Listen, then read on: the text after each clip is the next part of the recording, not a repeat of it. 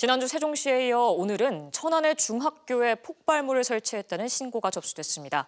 경찰과 군, 소방이 출동해 수색을 벌였지만 폭발물은 발견되지 않았고 학교는 하루 긴급 휴업에 들어갔는데요. 지난 3월 공중협박죄가 신설됐지만 여전히 이런 허위 신고가 잇따르고 있어 처벌을 더 강화해야 한다는 목소리가 커지고 있습니다.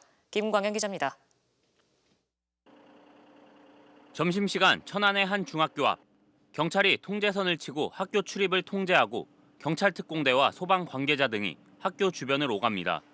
오늘 새벽 2시 반쯤 이 학교에 폭발물을 설치했고 이틀 뒤 폭파하겠다는 이메일 신고가 소방청에 접수됐습니다. 수색 결과 폭발물이 발견되진 않았지만 안전 등의 이유로 학교는 하루 휴업했습니다. 지난 10월에는 아산의 한 고등학교에 나흘 새 폭발물 허위 신고가 2차례 접수됐고 지난주에는 세종의 한 중학교에 비슷한 내용의 허위 신고가 접수돼 수백 명이 대피하는 등 최근 유사한 사례가 잇따르고 있습니다. 비슷한 일이 되풀이되다 보면 실제 상황에서 안일한 대처가 이뤄지지 않을까 우려도 나옵니다. 요즘 시험 기간이라 더 걱정도 많고 친구들은 이제 자주 신고 들어오고 하니까 가짜다, 허위다 이렇게 생각하니까 오히려 안전에 대해서 더 불감증 느끼는 것 같아요. 지난 3월 폭발물 설치나 칼부림 예고 등을 처벌할 수 있는 공중협박죄가 신설됐지만 여전히 허위 신고가 되풀이되면서 시민들이 대피하고 경찰과 군 등이 출동하는 등 행정력 낭비가 반복되고 있습니다.